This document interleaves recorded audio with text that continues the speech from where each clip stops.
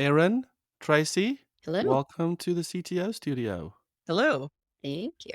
Do you like the studio? Is it we added some paintings and anything It's the cool? best studio I've been in, so Yes. It's amazing. pretty it's very minimalist is what I would call it. Very aesthetic, maybe Parisian even. Wow. And did you receive the goodie bags we mailed you guys? Yes.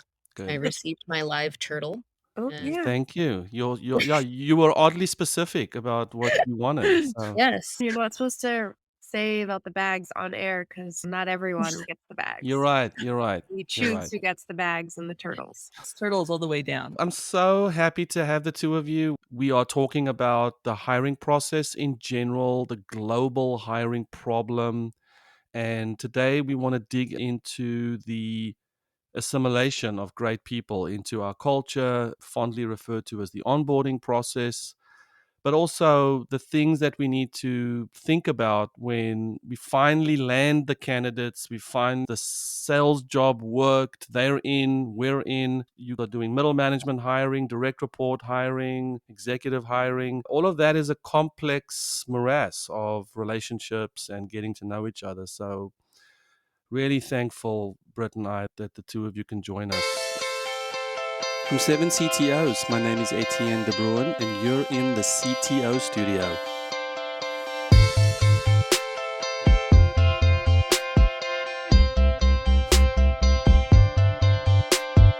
I'm Tracie Hlavka. I am CTO at FlyHomes, which is a real estate startup based out of Seattle. We're focused on helping home buyers and home sellers, but starting with home buyers actually win in really competitive markets. And so we have some fintech products that help you make a cash offer if you're a normal person. I'm Erin Fusaro. I am VP of Engineering at Chipper Cash. We are headquartered in San Francisco, California, but we're a global or a remote company focused on bringing opportunities to the African economy.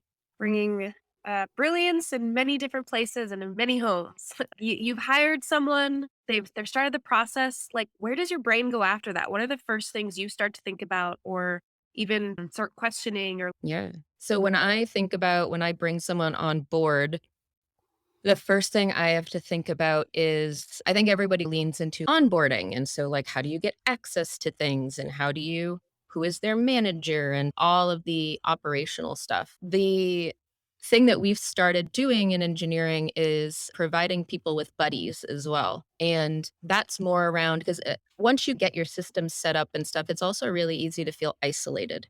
And so pairing people with someone that you can have coffee with and ask questions. And I think that's even more important when you're a global remote company because the feeling of isolation can set in pretty quickly when you're remote anyway. So that's one of the first things I think about is who am I going to buddy this person with so that they have a human support as well as the operational how do I do my job. Yeah, I consider that change management of massaging someone into the culture as such. It requires so much effort. And I love the idea of the buddy. Do you train the buddies? Do they get trained on how to be proactive, intentional about that relation? Is there like a little checklist they have to hit, or how does that work? Yeah. So my chief of staff is amazing, and she started running with this buddy program. And there's check ins, and she also checks in with those folks to make sure that they know their expectations of what does it mean to be a buddy? What are the sort of things that like suggestions to reach out and ask topics on to make sure that somebody, even if they're not super vocal or if they're very introverted, that you can open the door to questions they may have at certain points in the relationship. And then check-ins to make sure that if the buddy is struggling with something that they are able to ask for some guidance on it. So we have a program and that there's a checklist of what's the expectation on cadence and stuff and what is the expectation of a buddy and then making sure that folks have the opportunity and support in order to even make that relationship successful. By no means are we perfect at it because we literally just created it based on need. Like we knew that the isolation was starting to set in because we're fully remote and we were growing really fast. And the first thing that breaks down in remote companies that are growing really fast is a lot of communication and isolation. So we're working on it as we grow and we're, iterating on it. But I think we nailed down something that's, I think is going to last a long time for us. Also starts breaking down, and I've spoken with quite a few companies where the new people are having to onboard the new people. Yeah. Yeah, that's a reality of a lot of high growth startups when you've got a handful of people that are like the OG, they've been there for a while. They often know all the ins and outs of the tech and stuff, and they don't scale. So you might hire more than that original experienced group is able to even onboard. And so Mm.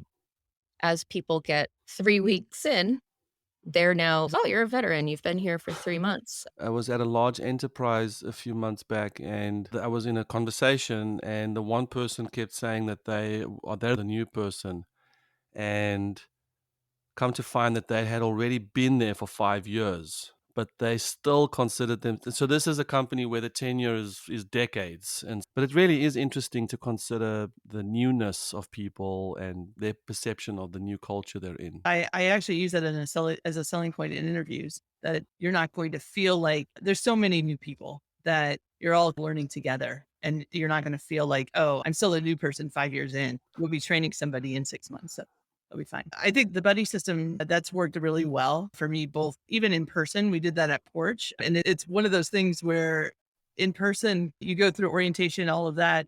And then you're a few hours into your first day and you're like, where's the bathroom? And who do you ask? And so just giving that person like immediately there's somebody that they can go and ask questions that like there's no dumb question. But it's the person's expecting to get questions throughout the day about the code, about how things work, about who people are, all of that type of stuff. And so it just drops that barrier to like, is it okay if I ask? And certainly remote, it is even more important. So I definitely relate to that. I think one of the things that I've struggled with in scaling is exactly that, especially the pinch that comes on the senior people that have been here a long time. We had 4 devs that were kind of knew how everything worked, and then a group of 10. Now that group is 45 and is still 4 people that really understand how everything works. And so they're answering questions from a lot more people every day and training a lot more people. And how do you keep them productive and interested and excited about what they're doing? And also they're critical to delivering features, but they're also, their knowledge is needed by everybody. And we're just struggling through that. I think the only thing that cures that is time, that I've found. I don't know that there's a magic bullet unless you're the magic startup that has everything documented. I haven't been at that one. And it's interesting for me with the buddy system that you're relying on your existing people to be advocates for process and for the company. So I can see so many pitfalls there if you accidentally pick a buddy who's got some sort of hang up or doesn't value certain things around detail like others do, and see it as a great system, but also super risky and one that has a non intuitive approach to training people so that all boats rise with a great culture. And so I would say, heads up, or the warning label on this needs to be, hey, if you're listening to this, it's not the buddy system, it's a culture that has produced a buddy system or a system that you could have buddies or onboarding friends. Does that ring true for you? Not everybody should be a buddy. Handpick the buddies. Yeah, especially our company being global, cultures are very different. And so being very mindful that when I'm pairing somebody with someone from a different culture, communication and what's considered rude and social cues and things are very different. And so being mindful and instilling in the culture, the company culture, a respect and understanding of all cultures and education on it is also very important, because very quickly you could have misunderstandings between folks on the African continent, even within the African continent, the culture between Nigeria, South of Africa, Nairobi are going to be very different than between each other. And then also folks that are in San Francisco and someone that's in Nairobi may have different expectations on how to interact and should this relationship go. And so being very clear on what's expected of each other and how we are going to interact and the guide rails of this relationship something that needs to be established first, just to make sure folks are on the same page or we're Mm, speaking the same language and getting our mm. needs met. We've kept the buddies within country. Yeah, and I think what I'm getting from that, you have to be super intentional about who you're pairing up. It's not a round robin. It's not, oh, it's your turn. It's like you said in the beginning, Erin. It's a very intentional. Who are we pairing this person up to set them up for success?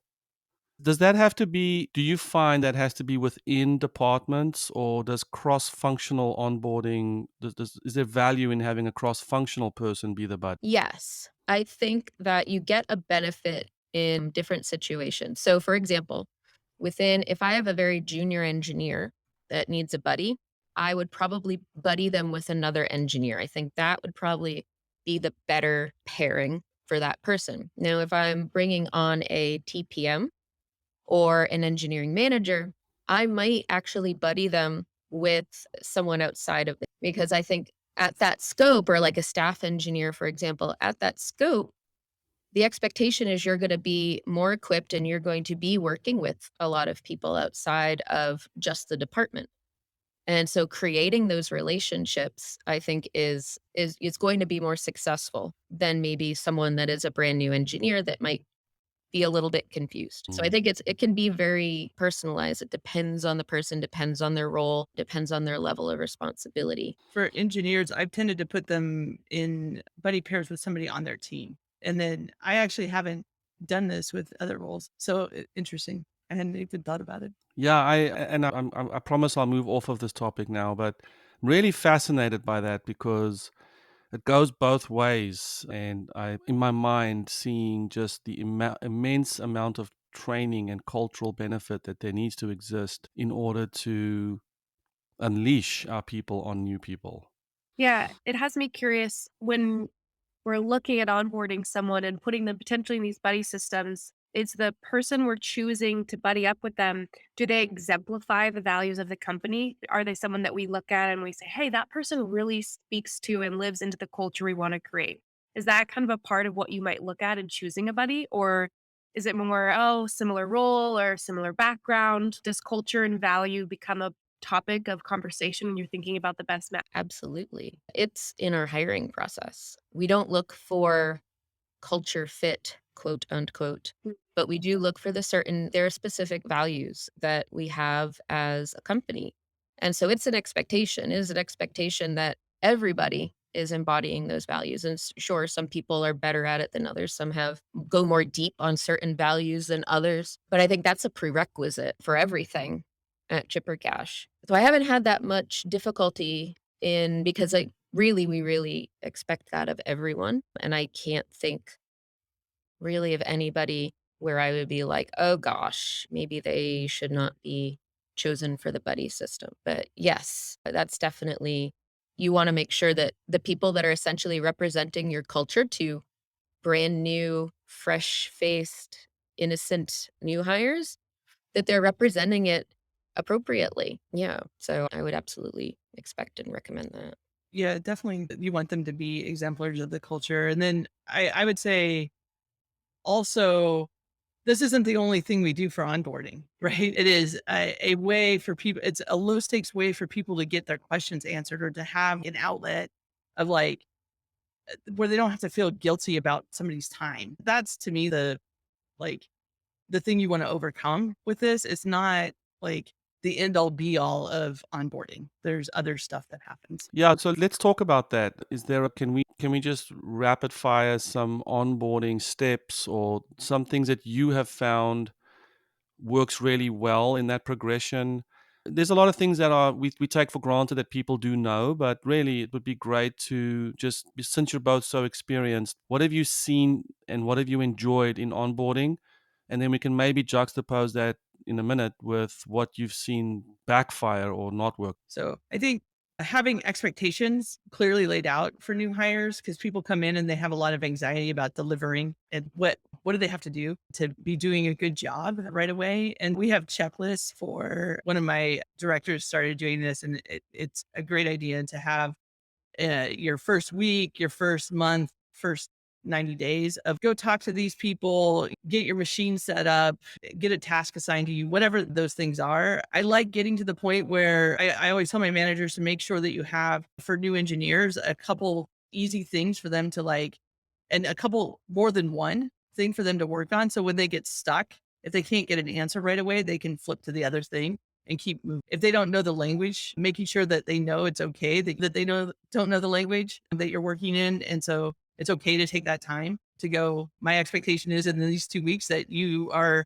spending 4 or 5 hours a day learning Ruby or whatever the language is. And so they don't feel bad about, oh, I'm not writing production code, I'm not working, because that can come up. And then I think having regular check-ins with them. As a direct manager, the direct manager should be checking in every day or two. And then depending on how senior the person is, probably every day with somebody more junior, maybe multiple times. But then when I bring on a director, I might talk to them twice because I just give them a long list of go talk to all these people. And then I want to know what they found out. Yeah, I would echo everything Tracie said. We give folks checklists on and individuals that they should reach out to and start talking to. And expectations are big, where especially if you're hiring a lot of top performers, we are like, what are the expectations you have of me? Because I really want to meet those and exceed them. So giving folks expectations, letting them know that, hey, it's your first week. My expectation of you is really just getting your stuff set up, meeting some people, gaining context. Like, I don't want you to, especially when you've got managers or leadership teams, I don't want you to jump in and just start shaking the house around because you want to show that you're doing things. Listen first. And sharing those types of things is kind of Yeah, and I think I am an advocate of, and this is really in a CTO role, I'm an advocate of a quick win that you can provide the organization. And I imagine that at the engineering level, engineering management, director level, there's also that desire to have a quick win, demonstrate value, come in with all your ideas. And it could be a function of a hiring process that maybe created an expectation that you should hit the ground running. We need this and this from you. And then I appreciate what you said, Erin, around maybe you shouldn't be tackling our 5-year-old systems in your first week or in your first month. Yeah. So pursuing that quick win could actually have a detrimental effect probably on the team. I've worked at MailChimp in the past, and this is something that MailChimp did really well, maybe over indexed on it, where the expectation was your first 90 days, they didn't want you doing anything. They wanted you listening, gaining context, and not trying to change things around until you understood. And 90 days is a lot. Like, I struggled with that because 3 months sitting on your hands and listening, like I was about to throw myself out a window. But it's good. Like, the exercise is good, is to hold off. And it's really hard if you have imposter syndrome or you're insecure because you're like, I need to prove that I'm the right choice. But it's good, especially as leaders, if you want to build relationships, you need to pay homage to what got people where they are. I think there's a tendency in leadership to come in and go, oh my gosh, I'm here to fix everything. I'm just, why did you do all these terrible things? This is all the stuff we're going to fix. But the thing is, especially in high growth startups, is that every decision that was made on the way may have been the right decision at that point in time. It's not that it was the wrong decision. It's just not the right decision now. And so acknowledging that and not casting judgment on decisions that were made in the past and listening and understanding the context and the journey that got them to where they are right now is important to gaining a lot of that context and that relationship and trust before you then get folks together and go, okay, I understand where we are and I understand where we want to go. Let's figure out what needs to change so that we can now tackle the things that are ahead of us. And in 6 months or 12 months, the things that you do today probably are not going to work then. And it's not that the decision was wrong, it was right in that point in time. I love Yeah. that so much. And it's so true. And the thing that I encourage people to do is write down all of their impressions as they're working through the first, 30, 60 days, everything they think is broken and wrong and we shouldn't do it. And just write it down, because if you don't write it down, eventually it just becomes normal and you don't notice it anymore. And so write it down and then come back and look at that list 2 months in. And some of those things you'll know why they happened and they aren't actually problems. It's fine. And then the ones that are problems, you'll be reminded of them and you can go work on them. Yeah, I love that you just put that in because it speaks to a lot of the leadership training that I've done and what we've moved away from in training leadership. It used to be so focused on, oh, a leader comes in and they speak to what's not working and they come in and fix. And leading is about fixing and problem solving. And it's actually, we're moving away from that as we train leaders and we talk about how do you actually observe something and really get the ecosystem about it and see what's working and see how to create more opportunity and acknowledge people and really see them before you just go in and start changing things. And I imagine that's something that maybe you both have seen the last few years that shift happening is just come and observe and the power of observation in onboarding. Yeah, I think so. I've worked at some very large companies earlier in my career, and I think every time a new C-level executive came in or a new VP, everyone kind of went because we knew that they were going to come in and just completely reorg everybody immediately and change a bunch of things, and then it would settle out or things would go back to the way they were. But like the expectation was a leader came in and they had to impart their control and say, "I'm in charge now," and just shake everything up. And I'm seeing less and less of that, and I think in certainly in tech, we're in a space where top-down authoritarian leadership does not resonate and it doesn't retain people. There's a balance of bringing your expertise and bringing your knowledge as a leader to the table, but taking the time to truly understand the problem before you start fixing it. We tell our engineers to do that. Don't just start coding until you understand what you're actually trying to solve. And you can't do that if you just come in and change things for the sake of changing them. Yeah, and that is, that is so counter to the way they've built their careers, is solving problems with half thoughts quickly, rapidly. I was in a conversation with someone a few days ago, and I swear he was priding himself in uh, telling people what the solution was when the sentence wasn't even done. And I was like, this is the challenge we have: is we think we deliver value if we can quickly assess, implement, and integrate like before the sun goes down. And so much of onboarding, integrating culture, changing systems, accepting people, I mean, that just takes hours and hours, what could be perceived as wasteful to an engineering team. Right. So many times when I bring in someone, I think I just have to show them what to do and they have to just quickly do that. And any time I have to explain something for the second time, or it's wasteful. And I try and encourage people, those are good hours. The answering the same question 3 or 4 times, those are the wasteful, wonderful hours. Do that. Let someone feel the safety, the non-judgment, the acceptance that asking the same question multiple times is wonderful. It's okay. Yeah. One of our co-founders, Majid, often reminds us that you have to say something 3 times for people to actually absorb it, and reminds us of that often because we are very busy. It's the expectations. Like, I've already talked to you about this, and I have a lot of things I'm trying to juggle. I call it juggling chainsaws. Like, I have a lot of things, and the reminder is important that communication is not one revolution. It's a constant loop, and I need to account for that time. I need to be able to continue to reinforce the communication I've already communicated to make sure that it actually sticks. Plus, in a high growth startup, what you said a month ago or 2 months ago hasn't been heard by a bunch of people on the team. Right. That is Yep. true. Yep. That is true. And if I consider how embarrassed I feel if I have to ask the same question twice, even to my C-suite, imagine just the feelings. I've just arrived. I'm not grokking what is going on here. I need more help. Oh, shucks. They just hired me. What does this say about my value? And we know, I'm sure everyone has a story about when this didn't happen and a story when it did, but even great hires can fail at our companies if we don't powerfully integrate them into our culture and into our organization and systems. What will you share?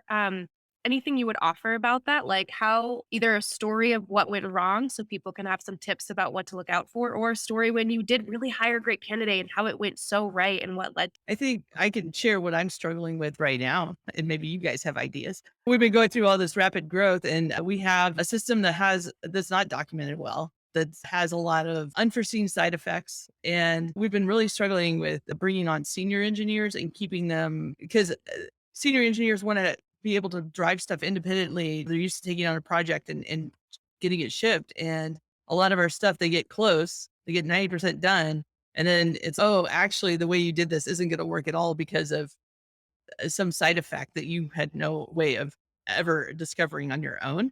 And it can be incredibly frustrating. And so I've been trying to figure out, how do we, obviously, we need to fix those problems. But part of the way we do that is with these senior engineers, right? That's why we're hiring them, is to help change the code base in this way. But I guess this is probably the biggest onboarding problem I've had, where even a couple months in, people feel like they should be comfortable and they're not because of Mm. this. And I don't know, any ideas there would be amazing. Yeah, I can speak to that. One of the things that I've noticed is this idea of architecting loosely coupled systems. And so what I often find is there's a computer reason to do that, i.e., interfaces, API, whatever, scaling. But then there's also doing that so you can empower teams. And That's right. I also thought sometimes you think about these computer systems as telling the interpreters what to do so it can compile to CPUs and go do stuff. And we've got to do that as efficiently as possible. I never thought of it until recently as, wow, let's also re-architecture for the independence and the empowerment of teams. So one thing I would just throw out there is, what does a decoupling project look like, where your senior engineers don't see it as, I've got a code inside of a system that is not well documented and breaks things that I didn't realize. What if one can take a step back and say, hey, senior engineers, we're actually part of a re-architecting where we decouple systems. How does that? Yeah, I think that is exactly the path we're on. It is, we're in the throes of it. Yeah. To touch on what Brittany had asked about success in onboarding or failure in onboarding, when I first got here, we were growing very quickly, brought on a lot of folks. The onboarding process was not super good yet. It's still under iteration, and folks were feeling very isolated. And we're also during this phase where it's hiring folks, especially since I focus a lot on making sure that we're hiring diverse people. And so it's one thing to finally get people in the door. It's also, you have to make sure they feel supported and heard. And so you can hold on to those folks so that the pipeline that you build, also people stay. If they feel uncomfortable once they get here, then they're going to leave. And the thing that I found very interesting about remote work specifically is that when I was working in an office, my engagement, my relationship, my attachment to the company was actually, when I introspected it a lot, not an attachment to the company, but attachment to the people that I worked with. And through those people is what I identified as the company. So my team, my engagement with other humans, it was the human experience that connected me to the company that I worked for. And what I notice in remote companies that are struggling is that it's all very transactional. They're like, we're still doing the same stuff. But we're just doing it on Zoom or Google Meet or whatever. And it's because it's very transactional, you've lost the human connection, which is what connected people to the company. And so what I've been trying to roll out is what I consider these culture anchors, where we have a lot of folks in areas across the globe. How do we enable not working sessions, not everybody come to the office? I think the solution that a lot of companies have is they'll bring everybody back to work. I don't think you need to do that. I think what you need is like the outlets for people that want to connect to other people at the company. And so whether it's happy hours or a co-working space that's optional, but let people connect on that level, a human level, where they can actually get coffee. Everybody goes and has lunch together or something. And that's the human connection that will actually connect these people to the company again and feel more collaborative. And that I'm seeing as I've started enabling some of it is becoming really impactful. Where all of a sudden, we haven't changed how all we've done is given people the opportunity to meet together, to bond, to share food, to talk about things that are very relative to them. And then they go back to their home office and they still feel very connected to the people that they're now interacting with through Zoom because it's no longer just transactional because they have these bonds that if we can continue to sustain it, will also, I think, sustain the positivity of the collaboration. Yeah, that's so beautiful, especially coming off of our leadership trimester where we were talking about needs and like really getting clear on what people's needs are. And if someone has that level of love and belonging and connection, it really just makes the rest of it possible and relationships and all of that. And what I hear you're saying is that to have a great candidate turn into a great hire and stay there and be successful is they got to create that human connection with their team and with the organization. Like, what does it look like on a human level? Any last thoughts? The last thing that keeps popping up in my mind, and I think we spoke to this inadvertently, but the longest time I would always hear people say, hire great people and get out of their way. What are your, as a last thing to just check in on, what are your thoughts on that statement or that way we used to talk about bringing people on board? I hate that. And I hate it because I think I've seen a lot of people use that for lazy leadership where they hire someone and then they just yeet them into the middle of stuff and leave them. And it's like sink or swim. You're empowered. You're so empowered. I'm getting out of your way. And you haven't set anybody up for success. So I tend to call responsible autonomy, where I want you to be autonomous, but I'm responsible for making sure that you're successful. And that means giving you enough support so that you are able to be autonomous and start making decisions, have enough context to make the right decisions. And then I can slowly like back out once you've got your footing. But yeah, I think people too often will just hire really brilliant people and then think that, well, I'm done. Like you're brilliant. And then just let them flounder. Mhm. That was great. Mm. Yeah. I think one of the I think about the analogy of, oh, I once said this to at my previous company. I was talking to somebody. I was like, oh, as we're trying to turn this battleship, and it just takes a long time to actually get it turned as we're trying to like pivot the company. And their response was like, we don't have a battleship. We have 500 speedboats, and we're trying to turn them. In startup, that's often what Wow. and I think that company was a lot of hire as many brilliant people and get out of their way and see what happens. And it was a lot of speedboats it was herding cats, right? They're everywhere. And maybe that turns into magic. It often turns into chaos and just creates, I think part of what I view my job as is getting everybody aligned and moving in the same direction Mm. and putting up some lanes for the boats to go in, which isn't just fire and forget. I Yeah. love it. I love it. I thinking about the sort of for my final thought is maybe we've discussed a lot of things. So if there's any lingering one thing that anybody who's listening you have felt has been a magic bullet or a really secret ingredient to how you onboard.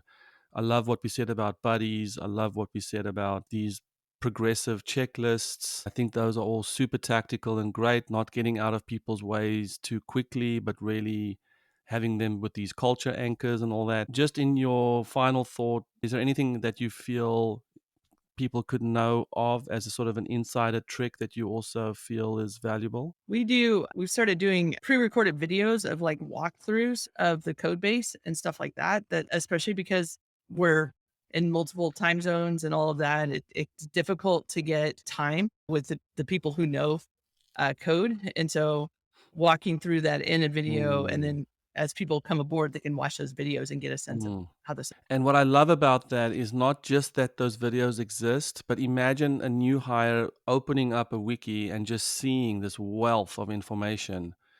Boy, what an impactful thing that must. Yeah, we found similar when you've got a finite number of people that have the expertise in a particular thing.